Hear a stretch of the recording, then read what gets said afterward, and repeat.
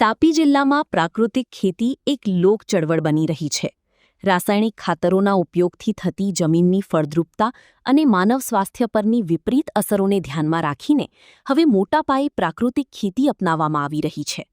આ પ્રવાહમાં સોનગઢ તાલુકાના સિંગપુર વિભાગ પ્રાકૃતિક ખેતી સહકારી મંડળીની 250થી વધુ મહિલા ખેડૂતો મહત્વપૂર્ણ ભૂમિકા ભજવી રહી છે. છેલ્લા 4 વર્ષમાં આત્મા પ્રોજેક્ટ અને કૃષિ વિજ્ઞાન કેન્દ્ર વ્યારાના સંયુક્ત પ્રયાસોથી 1 લાખથી વધુ ખેડૂતો અને કૃષિ સાથે સંકળાયેલા નાગરિકોએ પ્રાકૃતિક ખેતીની તાલીમ મેળવી છે, જેના પરિણામે જિલ્લાના આશરે 25,000 ખેડૂતોએ સફળતાપૂર્વક પ્રાકૃતિક ખેતી અપનાવી છે. સિંગપુર વિભાગ પ્રાકૃતિક ખેતી સહકારી મંડળીની બહેનો આસપાસના 8 ગામોમાં સતત ક્ષેત્રીય મુલાકાતો યોજી ખેડૂતોને પ્રાકૃતિક ખેતી તરફ વાળવા સક્રિય અભિયાન ચલાવી રહી છે. તેઓ માત્ર મૌખિક માર્ગદર્શન જ નહીં, પરંતુ ખેતરોમાં રૂબરૂ જઈને જીવામૃત, ઘનજીવામૃત અને બીજામૃત તૈયાર કરવાની પ્રાયોગિક તાલીમ પણ પૂરી પાડી છે. આ મંડળીએ જૂના દેશી બિયારણોના સંવર્ધનથી લઈને પ્રાકૃતિક પદ્ધતિથી ઉત્પાદિત થતા અનાજ અને શાકભાજીના સ્થાનિક સ્તરે ખરીદ વેચાણ સુધીની સમગ્ર સાંકળને વ્યવહારિક સ્વરૂપ આપ્યું છે. આ રીતે પ્રાકૃતિક ખેતીને સચોટ વ્યવહારિક સ્વરૂપ આપીને ખેડૂતોને આર્થિક રીતે પણ સક્ષમ બનાવવામાં આવી રહ્યા છે. મારું નામ ભદ્રાબેન કુંવરજીભાઈ ગામિત, ગામ સિંગપુર.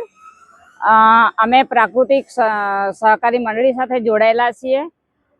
પહેલાં તો અમે લોકો સખી જૂથમાં જોડાયેલા હતા, પછી આત્મા પ્રોજેક્ટ સાથે જોડાઈને પ્રાકૃતિક ખેતીની અમે તાલીમ લીધી અને અત્યારે અમે પ્રાકૃતિક ખેતી કરી રહ્યા છે. અમારી સાથે જે મહિલા મંડળીમાં 250 જેટલી બહેનો જોડાયેલી છે અને આજુબાજુના સિંગપુરના આજુબાજુના 8 ગામોમાં અમે લોકો ખેડૂતોને આ અમારી પ્રાકૃતિક ખેતી વિશે માહિતી આપી રહ્યા છે અને સમજાવી રહ્યા છે. તો હાલ અત્યારે અમે છેલ્લા 2019થી આ પ્રાકૃતિક ખેતી કરી રહ્યા છે. તેમાં 2019માં અમે લોકોએ સિંગપુર વિભાગ પ્રાકૃતિક ખેતી સહકારી મંડળી રજીસ્ટ્રેશન કરાવી છે. રજીસ્ટ્રેશન કરાવ્યા પછી અમે લોકો આ તાલીમ ગામડે ગામડે પણ જઈને આપી રહ્યા છે. અને ખાસ તો અમે એ સમજાવવા માંગીએ છીએ ખેડૂતોને કે અત્યારે આપણી જમીન જે રાસાયણિક ખાતરનો બેફામ ઉપયોગ કરવાથી બગડી રહી છે, તો એ કેવી રીતે આપણે એને ઓછું કરી શકીએ અને જમીનનો સુધારો કરી શકીએ. તો એના માટે અમે લોકો આ ડેમો બતાવીને જીવામૃત છે, ઘન જીવામૃત છે, બીજામૃત છે, એની અમે તાલીમ આપીને ખેડૂતોને આ સમજ આપી રહ્યા છે કે આપણે અત્યારે દેશી ખેતી જે પ્રાકૃતિક ખેતી છે એ કરવી જરૂરી છે.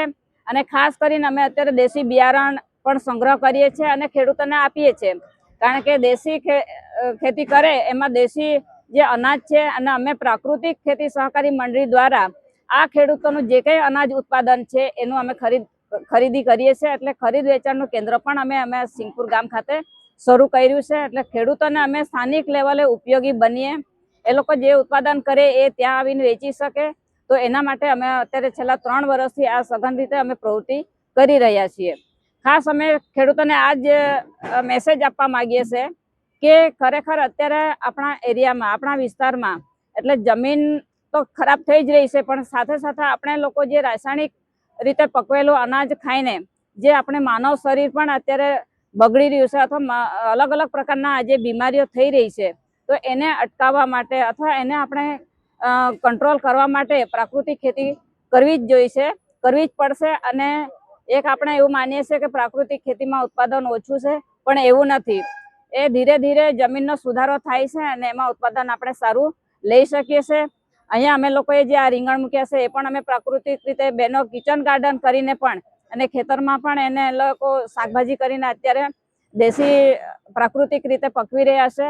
તો અમને એક સારું રિઝલ્ટ મળ્યું છે. એટલે અમે ખેડૂતોને એ સલાહ આપીએ છીએ કે આપણે પ્રાકૃતિક ખેતી કરીએ અને લોકોને ઉપયોગી થઈએ, આપણે પોતે સ્વસ્થ રહીએ અને આપણા પરિવારને પણ સ્વસ્થ બનાવીએ અને આપણે સારું આયુષ્ય બનાવી શકીએ. આવનારી પેઢીને આપણે બચાવવી હોય તો પ્રાકૃતિક ખેતી કરવી જ પડશે, એ અમારી માનવું છે અને આપણે કરવું જરૂરી છે. મંડળીના પ્રમુખ ભદ્રાબેન ગામિતે જણાવ્યું હતું કે પ્રાકૃતિક ખેતી હવે વિકલ્પ નહીં, અનિવાર્ય જરૂરિયાત છે. તેમણે પોતાના સંઘર્ષ અને સિદ્ધિ વિશે વાત કરતા કહ્યું કે વર્ષ 2019માં આત્મા પ્રોજેક્ટ અને કેવીકી વ્યારાના માર્ગદર્શન હેઠળ તાલીમ મેળવી તેમણે પ્રાકૃતિક ખેતીની શરૂઆત કરી હતી. તે જ વર્ષે ગામની બહેનોને સંગઠિત કરીને સિંગપુર વિભાગ પ્રાકૃતિક ખેતી સહકારી મંડળીની સ્થાપના કરી, જેમાં આજે 250થી વધુ મહિલા ખેડૂતો જોડાઈને પ્રચાર પ્રસાર કરી રહી છે. ભદ્રાબેને ઉમેર્યું હતું કે રાસાયણિક ખાતરોના સતત ઉપયોગથી જમીનની ભીજ જાળવી રાખવાની ક્ષમતા ઘટી રહી છે.